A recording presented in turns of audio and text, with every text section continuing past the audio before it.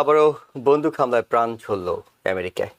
মিনেসোটার মিনিয়াপোলিসে একটি স্কুলে বন্দুক সহিংসতা অন্তত 2 শিশু নিহত এবং 17 জন আহত হয়েছেন। বুধবার সকাল 8:30টার দিকে অ্যানাউন্সিয়েশন স্কুলের সার্চে এক অস্ত্রধারী এলোপাতাড়ি গুলি চালালে হতাহতের এই ঘটনা ঘটে। মিনিয়াপোলিস পুলিশ চিফ ব্রায়ান ও'হারা জানিয়েছেন, আহতদের মধ্যে 14 জনই শিশু, যাদের বেশ কয়েকজনের অবস্থা আশঙ্কাজনক। ঘটনার পরপরই হামলাকারী নিজের আগ্নেয়াস্ত্র দিয়ে আত্মহত্যা করেছেন বলে নিশ্চিত করেছেন পুলিশ চিফ। দেশের বাইরের খবর, আজ থেকে ভারতের উপর 50% ট্যারিফ কার্যকর করেছে আমেরিকা। রাশিয়ার সাথে বাণিজ্য অব্যাহত রাখার কারণে এখন পর্যন্ত একমাত্র দেশ হিসেবে এই সাজার মুখোমুখি হচ্ছে আমেরিকার বন্ধু দেশ হিসেবে পরিচিত ভারত। ট্রাম্প প্রশাসনের কঠোর এই অবস্থানের বিপরীতে নানামুখী তৎপরতা চালিয়ে যাচ্ছে মোদী সরকার। তার মধ্যে অন্যতম হলো আমেরিকার শত্রু চায়নার সাথে সম্পর্ক বাড়ানো।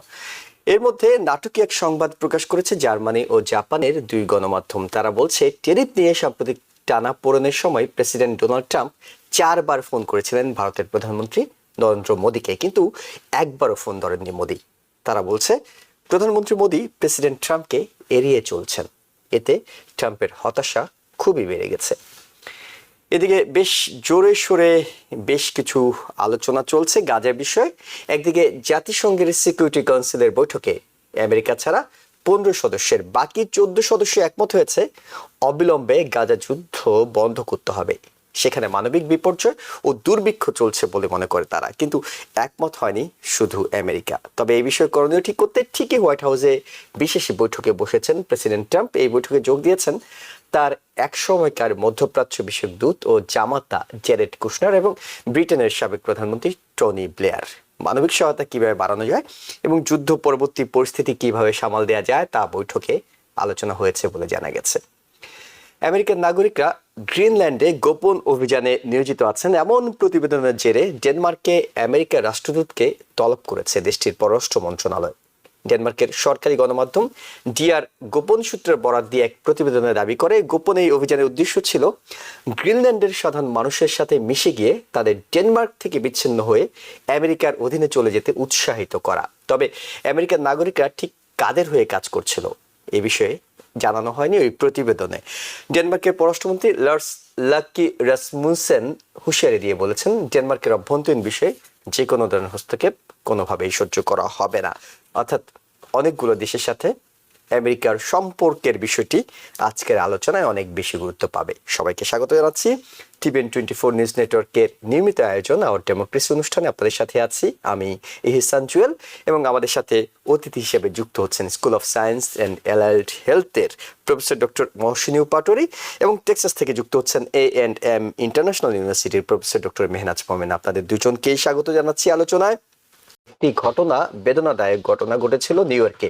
অর্থাৎ নিউ ইয়র্কে সাম্প্রতিক সময়ে আমাদেরই বাংলাদেশি এক ভাই, যিনি NYPD-তে কর্মরত ছিলেন, দিদারুল ইসলাম। নিঃসন্দেহে মহসিনী পাটোয়ারি আপনারও স্মরণ আছে, কারণ মাত্র গত মাসের এই ঘটনা এবং বন্দুক হামলা, এটি নিয়ে যখনই প্রাণ হারায় বড় কিছু হয় তখন আলোচনা হয় এবং যথারীতি এটি শেষ মুহূর্তে হারিয়ে যায়। মিনেসোটার ঘটনা সম্পর্কে সংক্ষেপে একটু আপনার কাছে শুনি। জনাব আহসান জুয়েল, আপনাকে অসংখ্য ধন্যবাদ আমাকে আজকে সুযোগ দেওয়ার জন্য। যে অ্যানাউন্সিয়েশন ক্যাথলিক গ্রেড স্কুলে যে ঘটনাটা হয়েছে আজকে, যে আপনি তো বলেছেন আপনার ইন্ট্রোডাকশনে, 2টা শিশু মারা গেছে, 8 বছর এবং 10 বছরের, এবং বাকি 14 জন আহত এবং 1-2 অ্যাডাল্ট এখানে হয়েছে। যে ব্যক্তি কাজটা করেছিলেন, যে তাকে আইডেন্টিফাই করা হয়েছে পুলিশ, তার নাম হলো রবিন ওয়েস্টম্যান। রবিন ওয়েস্টম্যান একজন 23 বছর বয়সী একজন যুবক। সে ওই স্কুল থেকেই 2017 সালে গ্রাজুয়েশন করেন। তার আম্মাও, তার মাদারও ওই স্কুলে চাকরি করেছিলেন 2016 থেকে 2021 সাল। তবে এই পর্যন্ত সে কেন জানলা দিয়ে, যখন সকালে যে মাস চলতেছিল গির্জার, তখন যে জানলা দিয়ে গুলি করে, এবং যে অস্ত্রধারী সে অস্ত্রগুলো কিন্তু লাইসেন্সড অস্ত্র ছিল, রাইফেল, শর্টগান এবং রিভলভার লাইসেন্স অস্ত্র ছিল। এবং কি জন্য জিনিসটা করলো তার মোটিভটা এখনো বাইর করা সম্ভব হয়নি। এই যে আপনি বললেন আমেরিকাতে যে গুলির ব্যাপারটা, এই গুলির ব্যাপারটা আপনার এটা 2021 সাল থেকে এই শুটিং এর পরিমাণটা বেড়ে চলছে। যেমন 2021 সালে 74টা এইভাবে মাস শুটিং এর ঘটনা ঘটে, 2022 সালে 80টা, এবং 2023 সালে 82, 2024 সালে 83, এবং এই অগাস্ট পর্যন্ত 44টা ঘটনা ঘটে। এই ঘটনাগুলো বারবার আপনি যেটা বলছেন হয়ে যাচ্ছে, বছর পর হয়ে যাচ্ছে। যখন একটা ঘটনা ঘটে তখন টেলিভিশন মিডিয়া এ নিয়ে কিছুটা কথাবার্তা বলে, পলিটিশিয়ানরা কথাবার্তা বলে, আবার এটা চেপে যায়। এখন আমার কথা হলো যে এই যে গান ভায়োলেন্স গুলো হচ্ছে, এই গান কন্ট্রোলের ব্যাপারে যে আসল রুট কজ, এর মধ্যে আমরা জানি না, এর মধ্যে অনেকেই মানসিক রোগী থাকতে পারেন, এবং এই যে রুট কজ গুলা বাইর করার জন্য কোন তেমন একটা চেষ্টা চলছে না। আমার মনে হয় অস্ত্র যখনই থাকবে, মানুষের সবসময় মানুষের মন মেজাজটা একরকম থাকে না, অ্যাটিচিউড একরকম থাকে না। এখন আমার সাথে যদি আপনার সম্পর্ক কোনো সময় টাচে লাগে, খুব খারাপ হয়, জোরে আমি আপনাকে এটা জোরে সোরে বকাবকি করবো, রাইট? না হয় হাতাহাতি করবো, কিন্তু হাতের কাছে যদি একটা বন্দুক থাকে অ্যাভেলেবল, তাহলে most likely I will use that. অর্থাৎ হিউম্যান সাইকোলজির কথা বলছিলেন আপনি, হিউম্যান সাইকোলজিতে এই জিনিসটা কাজ করে, অস্ত্র সাথে থাকলেই সেটি এক ধরনের পাওয়ার হিসেবে বিবেচনা করা হয়। হ্যাঁ, এই জিনিসটা কিভাবে বন্ধ করা যাবে? আর এই যে গান ভায়োলেন্সের মধ্যে কিছু কিছু স্টেটে বেশি, যেমন ওয়াশিংটন ডিসিতে তুলনামূলক ভাবে বেশি, তারপরে টেক্সাসে তুলনামূলক ভাবে বেশি এই যে ভায়োলেন্স গুলো হচ্ছে। নর্থ ইস্টে রিলেটিভলি একটু কম, ওই যে কানেক্টিকাটের ঘটনার পরে। এই জিনিসগুলোর জন্য আমি মনে করি আমাদের এই লেজিসলেশন, আমাদের জনমত গড়ানো উচিত, যাতে করে স্ট্রং একটা লেজিসলেশন বা আইন প্রয়োগ করা হয়, যাতে করে কেয়ারফুলি স্ক্রিন করা হয়, যাদের কাছে গান বিক্রি করা হবে কেয়ারফুলি স্ক্রিন করা হয়, এবং এগুলা কিভাবে প্রোটেক্ট করা যাবে। এই যে বাচ্চাদেরকে এইভাবে মেরে ফেলতেছে, এটা তো আমাদের we should be very alarmed about it, এটা মনে করি আর কি। এটি আসলে আমাদের আলোচনার কনক্লুশন হওয়া উচিত। প্রফেসর ডক্টর মেহনাজ মোমেন, একেবারে বিচ্ছিন্ন ঘটনা হিসেবে এটিকে দেখছেন কিনা, নাকি আসলে টিম ওয়ালসের সেইখানকার governor, Democratic governor team Waals, national গার্ডের কোন রকম এরকম কোনো বিষয় নেই তো? মানে ন্যাশনাল গার্ড মোতায়েন অনেক জায়গায় হওয়ার একটা আশঙ্কা আছে, যেসব জায়গায় আইন শৃঙ্খলা পরিস্থিতি খারাপ। আচ্ছা, আমি তো টেক্সাস থেকে বলছি। আমাদের রিসেন্টলি দুইটা বিল আপনার ইয়েতে কি বলবো লেজিসলেচার এটাকে পাস করবে। একটা হচ্ছে ক্যানন, কামান, সেটাকে একটা স্টেট সিম্বল হিসাবে টেক্সাসের এটাকে যাতে ধরা হয়, এবং টেক্সাসের স্টেট গান হিসাবে যাতে ক্যাননকে ধরা হয়। তো এটা হচ্ছে টেক্সাসের পলিটিক্যাল কালচার। কাজে যেটা ডক্টর পাটওয়ারি বলছিলেন যে টেক্সাসে এই ধরনের আপনার মানে হত্যাকাণ্ড অনেক বেশি হয়, তো এটাতে তো কোনো আশ্চর্য হওয়ার জায়গা নাই। এবং আমি এখানে যোগ করব যে ডক্টর পাটওয়ারি যেরকম অনেকগুলো স্পেসিফিক জিনিস বলেছেন এই বিশেষ এই হত্যাকাণ্ডটা নিয়ে, আপনি যদি প্রত্যেকটা হত্যাকাণ্ড থেকে বিশেষ জিনিসগুলো, যেমন কয়জন মারা গেছে, কি পরিস্থিতি ছিল, এগুলো এগুলো এগুলো ভুলে যান, কতগুলো মোটা দাগের বিষয় আছে। প্রত্যেকটা হত্যাকাণ্ড ঘটায় সে কিন্তু লিগালি গানটা সে কিনতে পারে। তার মানসিক অবস্থা যাই হোক না কেন, এখানে এটা দেখা হয় না। যে গান কিনতে যাবে, কিছু লেজিসলেশন আছে কিন্তু সেটার লুপহোল অনেক বেশি, যে কোনো মানুষ কিনতে পারে। তো এখন মানে একটা আমি বলবো যে পলিটিক্যাল কালচার, যেখানে আপনার গানকে একটা অনেক বড় একটা আসন দেওয়া হয়েছে, যেখানে আপনার ধারণা করা হয় অ্যাজ ইফ মানে আমরা এমন একটা যুগে বাস করছি যে কোনো গভর্নমেন্ট নাই, পুলিশ নাই, আমার আত্মরক্ষা আমাকেই করতে হবে, কাজে সবাই মানে সবার সাথে গান থাকবে, এবং এটা একটা মানে এটা একটা প্রশংসনীয় জিনিস। এটা একদম কালচারের ভিতরে আপনার ওতপ্রোতভাবে জড়িত। তারপরে আরেকটা জিনিস হচ্ছে যে গান কেনায় কোনো বাধা নেই, যে কোনো মানুষ যে কোনো সময় করতে পারে। কারণ আপনি যে তৃতীয় যে কথাটা বললেন, যে আমরা দেখছি যে অলরেডি ডিসিতে আপনার ফেডারেল গভর্নমেন্ট ইয়ে করছে, তাদের মানে আর্মিকে মোতায়েন করছে, শিকাগোর কথা বলা হচ্ছে। তো যতগুলো আপনার ব্লু স্টেট আছে, বিশেষ করে বড় বড় সিটিগুলো যেগুলো আপনার ডেমোক্রেটিক গভর্নরদের অধীনে, সেখানে যখনই এরকম একটা আইন শৃঙ্খলা পরিস্থিতির এরকম একটা ঘটনা ঘটবে, ঘটনাগুলো কোনো আনইউজুয়াল কিছু না, কিন্তু ঘটার সাথে সাথে আমরা হয়তো দেখব যে সেখানে ফেডারেল গভর্নমেন্ট এখানে আপনার আর্মি নামানোর চেষ্টা করতে পারে। কিন্তু এই ঘটনাগুলো আমার কাছে মনে হয় যেটা রাইট উইং, যেটা আমেরিকার পলিটিক্যাল কালচারকে একদম আপনার দখল করে রেখেছে, তারা কোন রকমের গান লেজিসলেশন, কমন সেন্স গান লেজিসলেশন পাস করতে দেয় না। কাজে এগুলো ঘটনা আরো ঘটতে থাকবে। এটার সাথে তো অনেক বড় একটা লবি জড়িত, এবং যারা অস্ত্র উৎপাদন করছেন তারা অনেক বড় ডোনার। সো তাদের এন্ডোর্সমেন্ট নিয়েই অনেকে প্রেসিডেন্ট নির্বাচন হন, বিভিন্ন জনপ্রতিনিধি নির্বাচন হন, তাদের এন্ডোর্সমেন্টের বিষয়টা থাকে। সো অনেক অনেক বিষয় আছে, এগুলো আমরা আমরা 2025 সালে দাঁড়িয়ে এখন টেক্সাসে কত ধরনের সমস্যা, কয়দিন আগে কতগুলো বাচ্চা মারা গেল, তাই না? এগুলো কোনো ব্যাপার না। এবং টেক্সাসে আপনার লেজিসলেচার কিন্তু আমাদের সময়টা খুবই সীমিত। এর মধ্যে প্রধান যে বিলটা করা হচ্ছে যে কামান হবে টেক্সাসের স্টেট গান। আপনি জাস্ট চিন্তা করেন, তাহলে এই ধরনের জিনিস হবে না তো কি হবে? জি, প্রফেসর ডক্টর মেহনাজ মোমেন, আপনার কাছে প্রসঙ্গ পাল্টে ভারত এবং আমেরিকার সম্পর্ক এবং টেরিফ কার্যকর আজকে থেকে ঘোষিত, এবং আমরা দেখছি যে রিপোর্টটি আমরা পেয়েছি যে মোদিকে 4 বার টেলিফোন করেছিলেন প্রেসিডেন্ট ট্রাম্প। জার্মান এবং জাপানের 2টি সংবাদ মাধ্যম বলছে মোদি সেটা ধরারও প্রয়োজন বোধ করছেন না, এবং তিনি চায়নাতে এই মাসের শেষের দিকে যাচ্ছেন, পুতিনের সাথে সম্পর্ক আরও ঘনিষ্ঠ করছেন। ভারত ধারণা করা হয় যে তৃতীয় বৃহত্তম অর্থনৈতিক শক্তি হতে যাচ্ছে।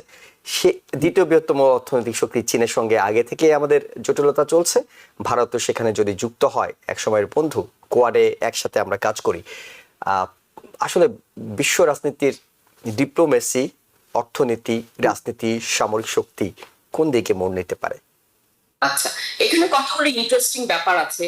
যেই কারণে আপনার ভারতকে পেনালাইজ করা হচ্ছে যে রাশিয়ান অয়েল কেনা, সবচেয়ে বেশি কিন্তু কিনছে চায়না, এবং রাশিয়া চায়নার উপরে এই নিষেধাজ্ঞা নাই, ভারতের উপর আছে।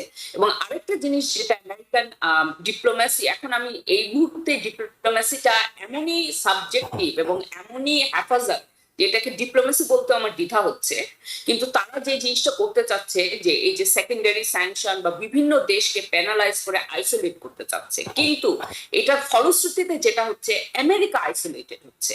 আপনি যদি ভারতের দিকে তাকান, আপনার এই মুহূর্তে আপনার যদি ব্রিক্স এর দিকে তাকান, যে সমস্ত দেশগুলো দোনমনা করছিল তারাও কিন্তু এখন ব্রিক্সে খুবই আপনার কি বলবো, মানে একদম কমিটেড হয়ে যাচ্ছে। কিন্তু কারণ তারা সবাই বুঝতে পারছে যে আমেরিকার অল্টারনেট কোনো বাজার তাদেরকে খুঁজে বের করতে হবে। এখন এটা হলো একটা বড় দাগের ব্যাপার, যেটা ডিপ্লোমেসি এগুলোর ব্যাপার। এখন আরেকটা জিনিস আছে, আমরা দেখছি যে এখন আমেরিকার ডিপ্লোমেসি যেভাবে চলছে সেটা অনেকটা ব্যক্তি কেন্দ্রিক। সবসময় আমেরিকার ফরেন পলিসির অনেকগুলো বিশেষ উদ্দেশ্য থাকে, মানে বিভিন্ন দেশের আপনার ইন্টারফিয়ার করে, এগুলো করে, কিন্তু কতগুলো বিশেষ উদ্দেশ্য থাকে যেটা আমরা দেখি যে ডেমোক্রেটিক বা রিপাবলিকান প্রেসিডেন্ট আসলেও চেঞ্জ হয় না। কিন্তু এখানে আমরা দেখছি যে অনেকটা ব্যক্তি নির্ভর, যেখানে আপনার ট্রাম্প যার উপর মানে খুশি বা যার উপর অখুশি সেটার উপর নির্ভর করে অনেক কিছু, অনেক নীতি নেওয়া হচ্ছে।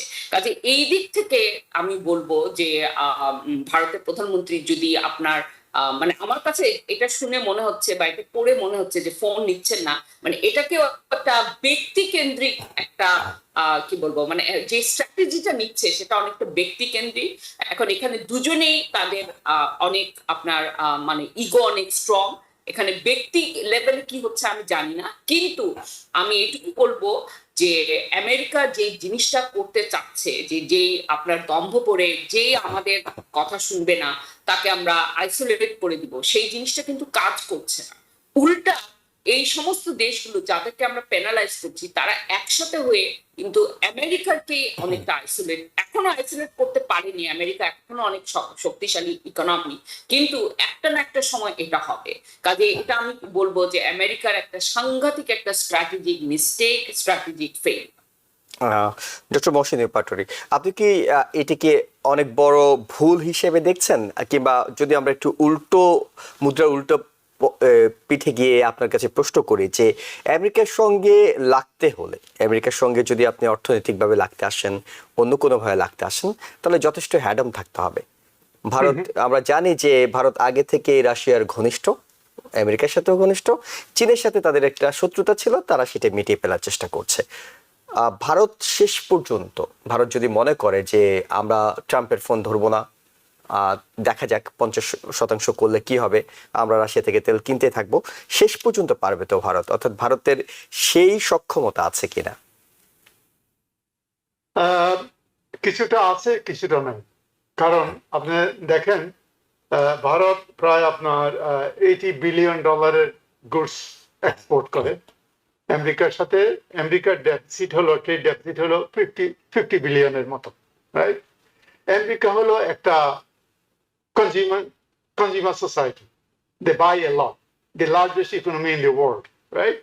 সুতরাং তারা সব দেশ থেকে কিনে। এখন ভারতের ব্যাপার হলো, ভারত যদি এই যে 50% ট্যারিফ দেয়, ইকোনমিক ইম্প্যাক্টটা হচ্ছে তাদের 6% যে তাদের লাভ হতো সেটা কমে 5% হয়ে যাচ্ছে। আর দেখেন, Bharat still an agrarian society, agriculture ভিত্তিক সোসাইটি। সে আমেরিকা যেটা চাচ্ছে যে free export of American agricultural products, এতে করে ভারতের যে কৃষকরা অত্যন্ত ভাবে হবে আর কি, এটা ক্ষতিগ্রস্ত হবে। এই জিনিসটা, ভারত হলো the number 1 populous country in the world now, এবং তারা একটা বড় দেশ, তারা জোট নিরপেক্ষ অনেক দিন থেকে, তাদের নিজেরও তো একটা কি বলে, একটা নিজেদের একটা কৃতিত্ব আছে। সুতরাং তারা, আপনি এটা তো ছোট্ট দেশ, ভিয়েতনাম, বাংলাদেশ বা XY দেশ না যে ধমক দিলেন আর আপনার কথা শুনবে। তাদের নিজেদের, রিমেম্বার যে জওহরলাল নেহরুর সময় ভারত অলমোস্ট আইসোলেটেড ছিল, নিজেরা নিজেদের ইন্ডাস্ট্রি ডেভেলপ করছে, এরা অনেক অনেক কিছু তারা করেছে। সুতরাং ভারত এক না। এখন ভারতের সাথে করছে, চায়নার সাথে করছে না কেন? এই যে প্রফেসর মেহনাজ বললেন যে চায়না তো তেল বেশি কিনে ভারতের চেয়ে, কেন করছে না? এগুলো তো জিও পলিটিক্যাল ভাই, এটা তো ইকুয়েশনের ব্যাপার।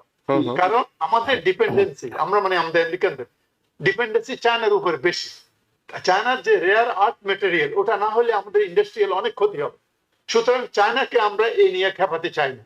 আপনার মনে আছে, একমাত্র চায়নাই একমাত্র কান্ট্রি, আমরা টেরিফ বাড়াইছি, চায়না টেরিফ বাড়াইছে, সুতরাং এটা তো স্ট্রেংথের উপরে ভাই। এবং চায়না আর ইন্ডিয়া এক না। এখন আপনি দেখেন, সেখানেই কথা, চায়না যখন লড়াইটা করছিল ওরা ধরে নিচ্ছিল শিয়ানে শিয়ানে একটা লড়াই হবে। এখন যখন ভারত মনে করছে যে ভারতের সাথে তো নানা ইকুয়েশন নিঃসন্দেহে থাকার কথা, কারণ যত যাই বলেন না কেন, চায়না কখনো ভারতের একেবারে গভীর বন্ধুত্ব তাদের মধ্যে হবে না, তাদের সম্পর্কের মধ্যে একটা অনাস্থা তো সবসময় কাজ করবেই। কিন্তু আছে আছে তাদের 2100 মাইল ডিসপুটেড আছে, বর্ডার আছে, রাইট? এবং they are trying to work together. One point of ভিউতে আপনি দেখেন, এই দুইটা পপুলাস কান্ট্রি, এটা বিজনেস হিসাবেও কিন্তু অনেক ইম্পোর্ট, তাদের ট্রেড ভলিউমটা অনেক বেশি বাংলাদেশ ইন্ডিয়ার চেয়ে। চায়না এবং ইন্ডিয়ার ট্রেড ভলিউম, আমার মনে হয় both country they should come together and resolve some of this issue. শুধু তাদের বর্ডার ইস্যু না, আরেকটা ইস্যু হলো পাকিস্তান। কারণ পাকিস্তান চায়নার বন্ধুত্ব অত্যন্ত গভীর, এবং ইন্ডিয়া এটাকে খুব ভালোভাবে দেখছে না। গত যে বর্ডারে যে ছোট্টখাটো একটা যুদ্ধ হয়েছে, সেখানেও তারা পাকিস্তানকে সাপোর্ট করেছে।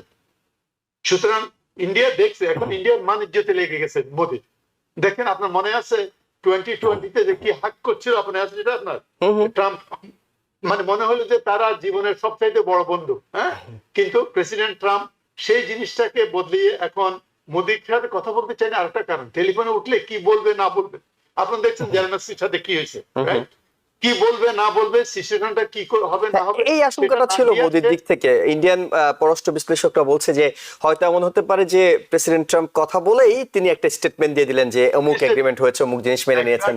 মোদি সেই ভয়টা পাচ্ছিলেন বলে অনেকে মনে করছিলেন। হ্যাঁ, সেটা শুনেন, এটা হলো সিজন পলিটিশিয়ান, ওরা নতুন করে ব্যবসা থেকে পলিটিক্স আসে না। আমি মোদির কথা বলবো, ইন্ডিয়ান ব্যুরোক্রেসির কথা বলবো। ইন্ডিয়ান ব্যুরোক্রেসি, সেই ইন্ডিয়ান সিভিল সার্ভিস থেকে ব্রিটিশ আমল শুরু করে, এরা অত্যন্ত সিজন, এরা কাজ করে। তবে আমার মনে হয় ইন্ডিয়া এত বড় দেশ, ইন্ডিয়ার সাথে ওইভাবে প্লে করে হয়তো অত সুবিধা হবে না। জি, মৌসুমী পাটোয়ারি, একটা প্রশ্ন করতে চাই আপনার কাছে, মানে অনেকটা আলুর গুদাম পোড়া গেলে অনেকে আলু পোড়া খেতে চায়, সেই ধরনের প্রশ্ন। সেটি হলো যে ইন্ডিয়ার সাথে যখন 50% ট্যারিফ ইন্ডিয়ার উপরে আমেরিকার, বাংলাদেশ কোনোভাবে লাভবান হওয়ার সম্ভাবনা আছে কিনা? অফকোর্স, আপনার ট্যারিফ হলো এখন 20% আমাদের, রাইট? আমাদের 20 ট্যারিফ 20%, ভিয়েতনাম 20%, এখন 20 করা হয়েছে। জি, হ্যাঁ, আপনি গার্মেন্ট সেক্টরটা অ্যালোন ধরেন, রাইট? আপনি যে শার্টটা ইন্ডিয়া থেকে প্রডিউস করলে যার দাম হবে $50, সেই শার্টটা বাংলাদেশে প্রডিউস করলে হবে $20। শুধু চিন্তা করে দেখেন মার্কেটটা কেমন আছে। বাংলাদেশ সুবিধাজনক স্থানে আছে, এইভেন ভিয়েতনাম, চায়না থেকেও, কারণ ভিয়েতনামে $20 হলেও ভিয়েতনামের প্রোডাকশন কস্ট আমাদের চেয়ে বেশি, সুতরাং তারা আমাদের এখানে আসতে চাইবে।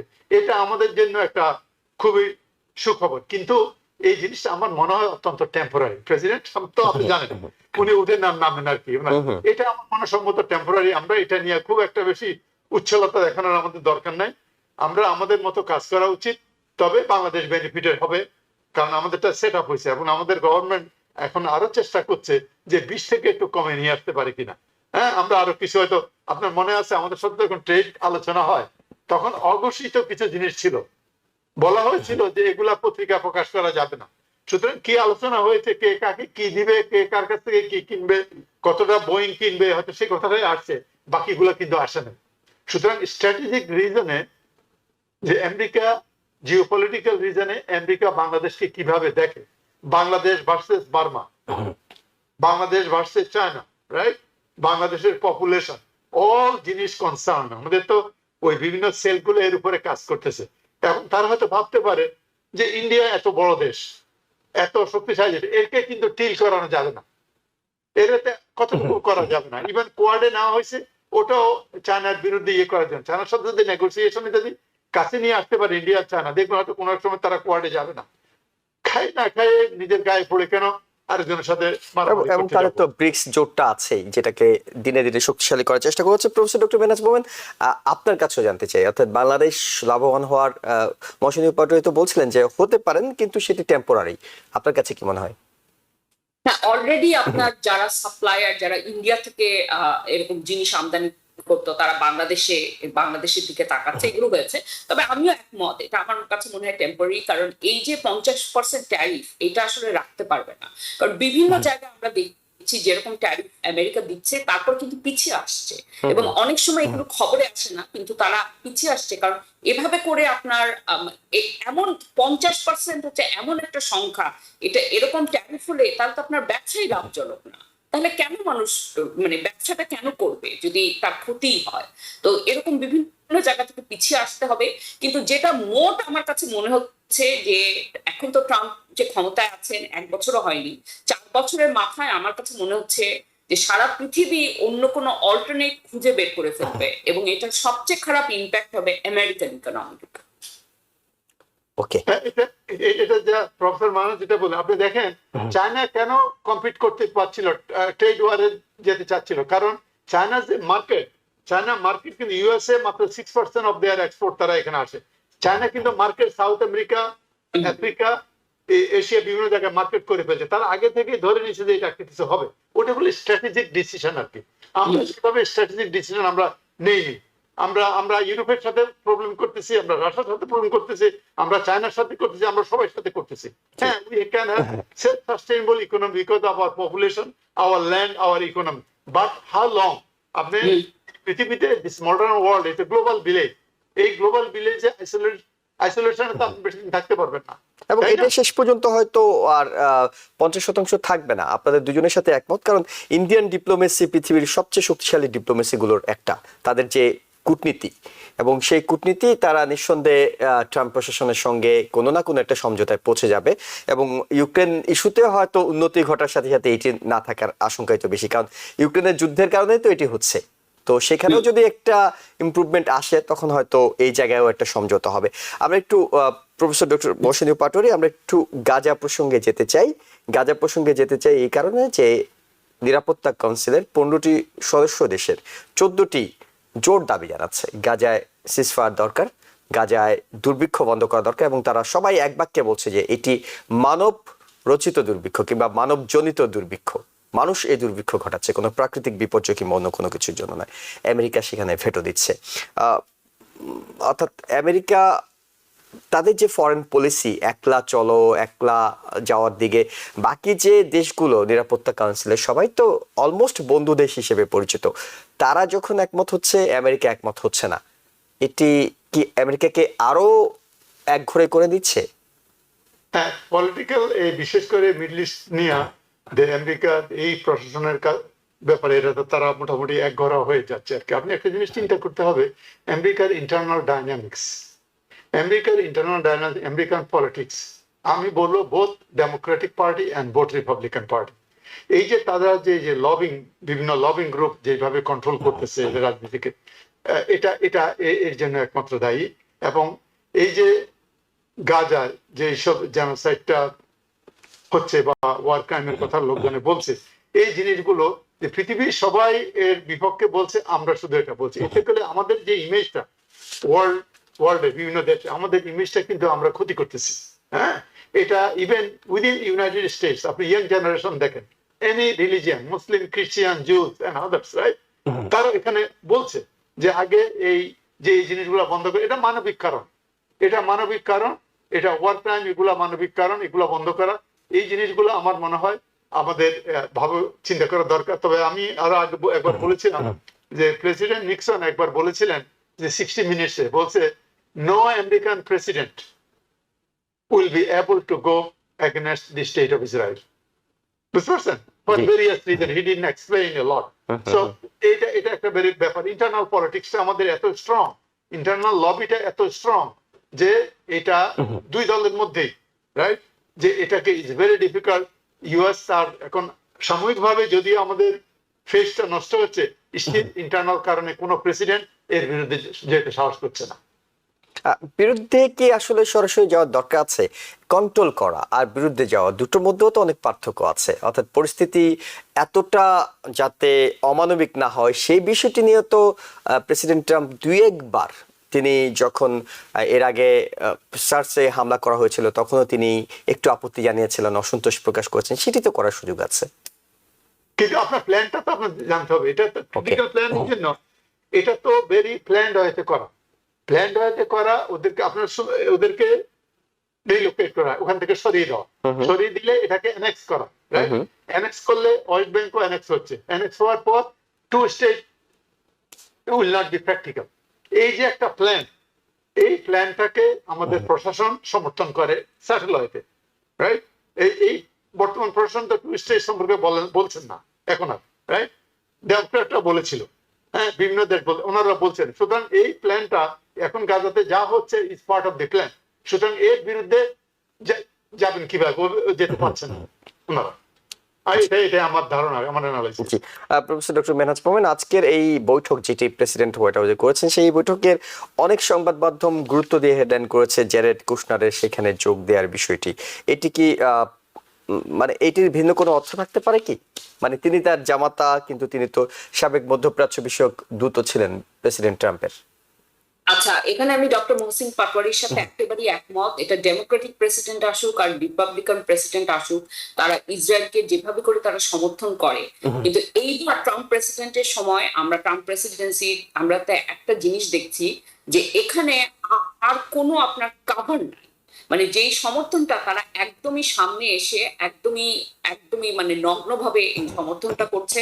এবং তারা ইসরায়েল যে জিনিসটা চায় যে গাজা এবং ইয়েতে কি বলে ওয়েস্ট ব্যাংকে ব্যাপক এরকম জেনোসাইড করে, এথনিক ক্লেন্স করে, এখান থেকে মানুষ মরে যাক বা সরে যাক, এই ভূমিগুলো তারা নিয়ে নেবে। এবং এখানেই কিন্তু শেষ না, তাদের যে গ্রেটার ইসরায়েলের প্ল্যান সেটা কিন্তু আরো অনেক, মানে লেবানন, সিরিয়া, আরো অনেক জায়গা তাদের প্ল্যান আছে। Saudi Arab to part of, হ্যাঁ, পার্ট অফ সৌদি আরব। এবং সেখানে আপনার আমেরিকান গভর্নমেন্টের শুধু সমর্থন বলবো না, আমি বলবো এটা আমেরিকান গভর্নমেন্টের প্ল্যান। এখানে আপনার ইসরায়েল এবং আমেরিকার ভিতর কোনো পার্থক্য নেই, এটাই প্ল্যান। আমরা দেখি কোন কোন শাসন আমলে এটাকে একটু সফিস্টিকেটেড ভাবে, এটাকে একটু অন্য ধরনের মানবতার মোড়কে ভরে এমন ভাবে কথা বলা হয়, কিন্তু এই শাসন আমলে সেই জিনিসগুলো নাই। কাজে আপনি যে বলছেন যে কোনো একটা কন্ট্রোল করা, কিন্তু কন্ট্রোল করার কোনো ইচ্ছাই তো নাই, কারণ তারাও এই চায় যে মধ্যপ্রাচ্যে ইসরায়েলটা হবে মানে তাদের আউটপোস্টের মতো। ইসরায়েল, থ্রু ইসরায়েল পুরো মিডল ইস্টকে আপনার শাসন করা যাবে, যেটা অনেকখানি আপনার সাকসেসফুল তো হয়েইছে আমি বলবো। বিশেষ করে আমি এখানে বলবো যে আপনি যদি অন্যান্য বড় বড় মুসলিম কান্ট্রিগুলোর ভূমিকা দেখেন, সৌদি আরব, ইউনো, ইজিপ্ট, জর্ডান, তারা তো একদম সমর্থনই করে যাচ্ছে। আমি বলবো পুরো আমেরিকান ইসরায়েল নীতির তারা সমর্থন করে যাচ্ছে। তো এই যে কন্ট্রোলটা করছে, কিন্তু মুশকিল হচ্ছে যে এখন আমেরিকান এম্পায়ারের আসলে আপনি যদি অন্য অনেক ইন্ডিকেটর দেখেন, তাদের দিন শেষ হয়ে আসছে। তো যে কন্ট্রোলটা তারা 20 বছর আগেও খুব অনায়াসে করতে পারতো, এখন কিন্তু সেটা সম্ভব না। এটা হয়তো এই মুহূর্তে হয়তো ইসরায়েল অনেকখানি সাকসেসফুল হয়েছে তারা যেটা চাচ্ছে, কিন্তু আমেরিকার পাওয়ার যত কমে আসবে এই জিনিসটা কিন্তু তারা আর পারবে না। তো এবং সেই কারণে আরো বেশি মরিয়া এবং আরো বেশি ভায়োলেন্টলি এটা করার চেষ্টা করছে। আর জুয়েল, এই যে ব্রিক্স এর কথা, এই যে আমরা যে কোন ভাষা করছি, ব্রিক্স যত ভালো হবে, ব্রিক্স যত ইউনাইটেড হবে, তত আমাদের জন্য অসুবিধা, কিন্তু তখন ততই আমাদের পাওয়ারটা কাঠিল হয়ে যাবে পৃথিবীতে। এবং তারা নিজস্ব মুদ্রায় লেনদেন করার একটা চেষ্টা করছে, যেটি ভারত যে এখন রাশিয়া থেকে তেল কিনছে সেটি কিন্তু রুপিতে কেনার সুযোগ পাচ্ছে, অর্থাৎ ডলারের উপরেও তাদের নির্ভরশীলতা নেই। আর যাই হোক, আমরা প্রফেসর ডক্টর মেহনাজ মোমেন আপনার কাছে আরেকটি প্রসঙ্গে জানি, সেটি হলো ডেনমার্ককে আমেরিকান রাষ্ট্রদূত চার্লস দ্য অ্যাফেয়ার্সকে ডেকে নেওয়া হয়েছে, তলব করা হয়েছে, এবং তাদের পত্রিকার রেফারেন্স দিয়ে তারা বলছে যে সেইখানে উস্কে দেওয়ার মতো ঘটনা, অর্থাৎ গ্রিনল্যান্ড যাতে ডেনমার্ক থেকে বিচ্ছিন্ন হয়ে আমেরিকার সঙ্গে যুক্ত হয়, এরকম একটা উস্কে দেওয়ার মতো গোয়েন্দা কার্যক্রম চালানো হচ্ছে। এটা কি আসলে কিভাবে দেখবেন যে আমেরিকাকে তো রাষ্ট্রদূতকে ডেকে নেওয়া মানে তো আসলে আমেরিকাকেই এই হুমকিটা দেয়া কিংবা ধমকটা দেয়া? আচ্ছা, আপনি যদি আমেরিকার পররাষ্ট্র নীতি দেখেন, অন্য দেশের আভ্যন্তরীণ ব্যাপারে হস্তক্ষেপ এটা নতুন কোনো জিনিসই না। এটা একের পর এক উদাহরণ, মানে হাজার হাজার উদাহরণ আছে। খুব কম সংখ্যক দেশই আসলে পৃথিবীতে আছে যারা এই জিনিসটাকে ফেস করেনি। কিন্তু যেটা নতুন, এই যে ডেনমার্ক আমেরিকার আপনার ইয়েকে কি বলে, কাকে পররাষ্ট্র অ্যাম্বাসেডরকে ডেকেছে, তাই না, ডেকে যে এই কথাগুলো বলছে, এইটাই প্রমাণ করে আমেরিকার এম্পায়ারের পাওয়ার অনেক কমে আসছে। এটা ধরেন 20 বছর আগে হলেও এটা অনেক সাটালি করতো, তাদের অসন্তোষ তারা এমন ভাবে প্রকাশ করতে, এরকম সামনাসামনি এসে করতো না। তো এখন আমার কাছে যেটা মনে হয় যে বিশ্বের অন্যান্য অনেক দেশ আস্তে আস্তে তারা আরো মানে তাদের যে ক্ষোভ সেটা বলার জন্য বা সেটা আমেরিকার বিরুদ্ধে সেটা প্রকাশ করার জন্য তারা আরো অনেক শক্তি পাবে, এবং আরো অনেক আপনার পাওয়ার নোট তৈরি হবে, যেটা একটা এশিয়ায় কিন্তু হয়েছে, চায়নাকে ঘিরে, চায়না রাশিয়াকে ঘিরে একটা এরকম একটা বলয় তৈরি হয়েছে।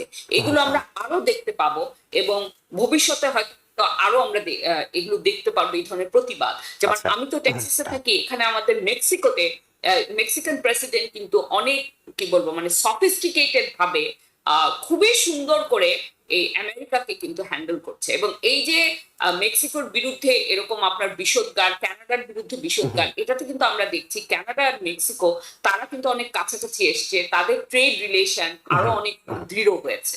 তো এরকম আমরা কিন্তু অনেক জিনিস দেখতে পাবো। জি, মহসিনুর পাটোয়ারি, আপনার কাছে জানতে চাই, যেটি প্রফেসর মেহনাজ মোমেন বারবার করে বলছিলেন যে আমেরিকার পাওয়ার কমে যাবে, আমেরিকা একঘরে হবেন, আপনিও বলছিলেন, কিন্তু আমি একটু মনে করি যে আমেরিকা তো এটা তো আমেরিকান পররাষ্ট্রনীতি হিসেবে কি আমরা দেখছি, নাকি আমরা ট্রাম্প প্রশাসনের পররাষ্ট্রনীতি দেখছি? এবং ট্রাম্প প্রশাসন তো একটা লিমিটেশন আছে, তাদের আগামী 3 বছর আছে, এবং আমেরিকা নিশ্চয়ই ঘাস খায় না যে আমেরিকা এটা বুঝবে না আগামী দিনগুলোতে, অর্থাৎ 10 বছর 15 বছর পর আমেরিকার পাওয়ার কমে যাবে, আমেরিকা একঘরে হয়ে যাবে, আর আমেরিকা সেই নীতিতে চলতে থাকবে। নিশ্চয়ই এখানে যারা পলিসি মেকিং করেন তারা ঘাস খান না। আপনার কাছেও কি মনে হয় যে লম্বা সময় পরে আমেরিকা আসলেই পাওয়ার কমে একদম দুর্বল হয়ে যাওয়ার আশঙ্কা আছে? দ্যাট লং টার্ম অত দুর্বল হবে না, কিন্তু এখন যে পাওয়ারফুলনেস আছে পাওয়ারফুলটা থাকবে না। ব্রিক্স আরো শক্তিশালী হবে। আমরা ইউরোপকে আমরা বাধ্য করেছি অস্ত্রশস্ত্র বেশি খরচ করার জন্য, মিলিটারিতে খরচ করার জন্য। তারও একটু মোর ইন্ডিপেন্ডেন্ট হবে, আপনার উপরে নির্ভর করবে না অত বেশি। কথা হলে একটা লোককে কথা বলার জন্য, বোঝানোর জন্য, তাকে টেনে নিয়ে আসার জন্য তাকে আপনার উপরে নির্ভরশীলতা বাড়াইতে হবে। হ্যাঁ, কারণ আপনার উপর যদি আমি নির্ভরশীল হই, আপনি একটা কথা বললে আমি আপনার কথাটা শুনবো।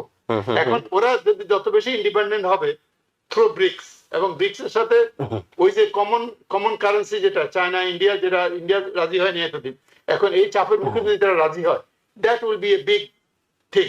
এন্ড দ্যাট কেস এখন তার মতো পাওয়ার থাকবে না, কিন্তু কিছু স্পেয়ার অফ ইনফ্লুয়েন্স তো থাকবেই। ওই যে মন্ডো ডক্টরিনের মতো সাউথ আমেরিকান এবং কানাডা, প্রেসিডেন্ট ট্রাম্প হলো ট্রেডিশনাল পলিটিশিয়ান না।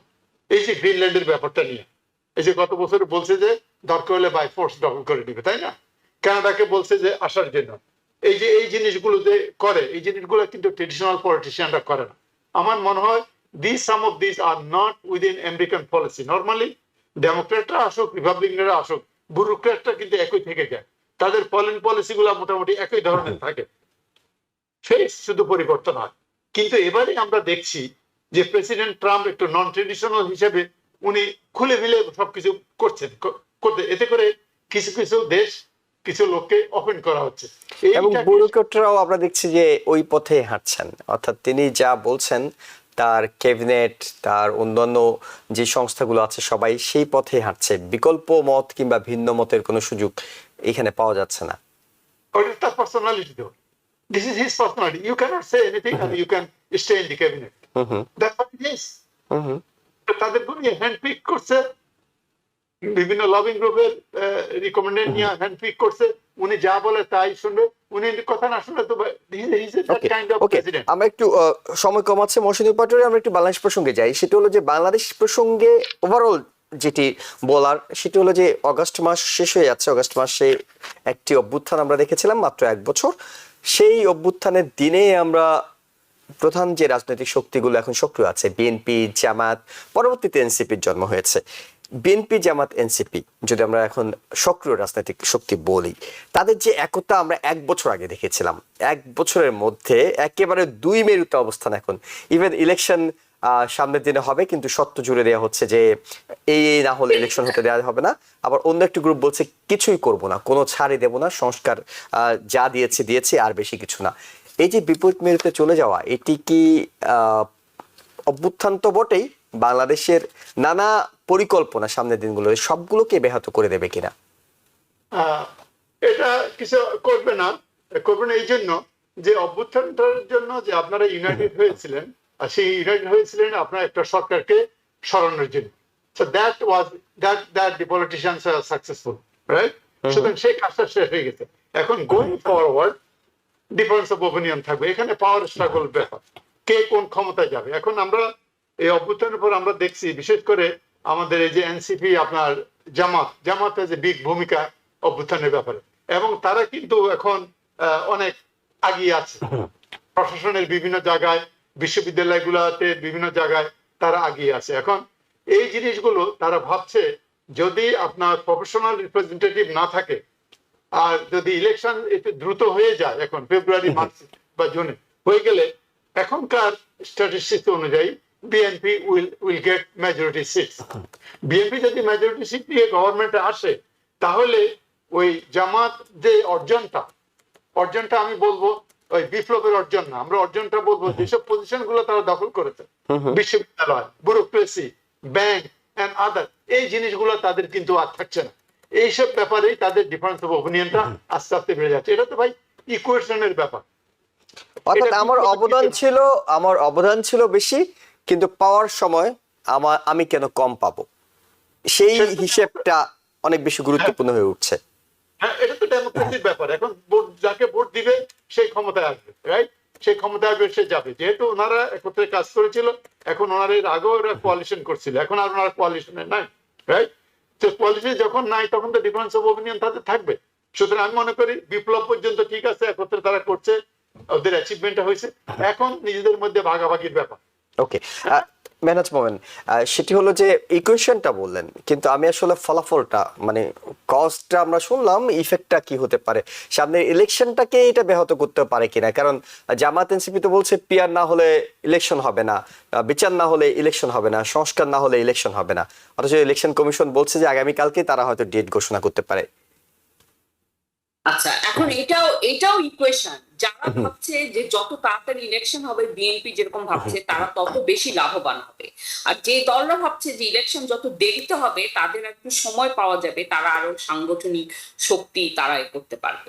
এখন যদি এরকম হয় যে এই কম্পিটিশনটা, এটা যদি মানে তারা এভাবে করে কম্পিট করতে পারে যে তারা জনগণকে আপনার জনগণের ভোটের জন্য কম্পিট করতে পারে, সেটা হচ্ছে আপনার সবচেয়ে ডিজায়ার্ড আউটকাম। কিন্তু দুঃখের বিষয় আমাদের যে পলিটিক্যাল কালচার, আমরা যে বিভিন্ন দলের ভিতর যেভাবে করে আমরা মতনৈক্য এবং মারামারি এই জিনিসগুলো দেখি, সেটা দেখে ওরকম ডিজায়ার্ড আউটকামের থেকে আমার কাছে মনে হয় তার আগেও, মানে আমার কাছে মনে হয় ইলেকশন হবে, হয়তো ফেব্রুয়ারি না হলেও ওরকম কাছাকাছি সময় হবে, কিন্তু খুব যে আপনার কি বলবো, মানে যেরকম এরশাদ পতনের পরে যে ইলেকশনটা হয়, যেটা আমার মনে আছে যে আমি যে ইলেকশনে প্রথম ভোট দিলাম, মানে তখন যেরকম একটা পরিস্থিতি ছিল, মনে হচ্ছে জীবনে প্রথম একটা একটা সঠিক ইলেকশন, যেখানে সব ন্যায্য মতো হচ্ছে ভোট দিতে পাচ্ছি। তো ওরকম আবহাওয়া আমার কাছে মনে হয় কষ্টকর হবে, কারণ এই যে মারামারিগুলো, এগুলো আপনার ব্যালট বক্স পর্যন্ত হয়তো যাবে। কিন্তু আমার কাছে কেন জানি মনে হয় ইলেকশন হবে। ওকে, আগামীকালকে হয়তো বাংলাদেশের নির্বাচন কমিশন ইলেকশনের রোড ম্যাপটা ঘোষণা করে দিতে পারে, অর্থাৎ কবে নাগাদ ইলেকশনের তফসিল ঘোষণা, কবে নাগাদ প্রচারণা শুরু, এই ধরনের প্রস্তুতিগুলো অলমোস্ট তারা সেরে ফেলেছে বলে আজকে একজন কমিশনার জানিয়েছেন। যাই হোক, আমরাও আশাবাদী যে বাংলাদেশে ইলেকশনটা হবে এবং সময় শেষ। আমরা এর মধ্যে তো ফেব্রুয়ারিতে নির্বাচন যদি হয়, অসংখ্য সময় পাবো আলোচনা করার জন্য, এবং তখন নিঃসন্দেহে আমরা আপডেটগুলো নিয়ে আরো আলোচনা করব। প্রফেসর ডক্টর মহসিন পাটোয়ারী এবং প্রফেসর ডক্টর মেহনাজ মোমেন, আপনাদের দুজনকে ধন্যবাদ আপনাদের মূল্যবান মতামত এবং সময়ের জন্য, এবং একই সঙ্গে দর্শক যারা দেখছিলেন সবাইকে ধন্যবাদ জানিয়ে আগামীকাল রাত 8টায় আবারও আওয়ার ডেমোক্রেসি অনুষ্ঠান দেখার আমন্ত্রণ জানিয়ে শেষ করছি। ভালো থাকবেন। টিবিএন 24 টেলিভিশন দেখতে আজই কল করুন 7187776556। লগ ইন করুন www.totalcablebd.com। নিউ ইয়র্ক থেকে সম্প্রচারিত টিবিএন 24 টেলিভিশন বিশ্বজুড়ে বাঙালির কণ্ঠস্বর।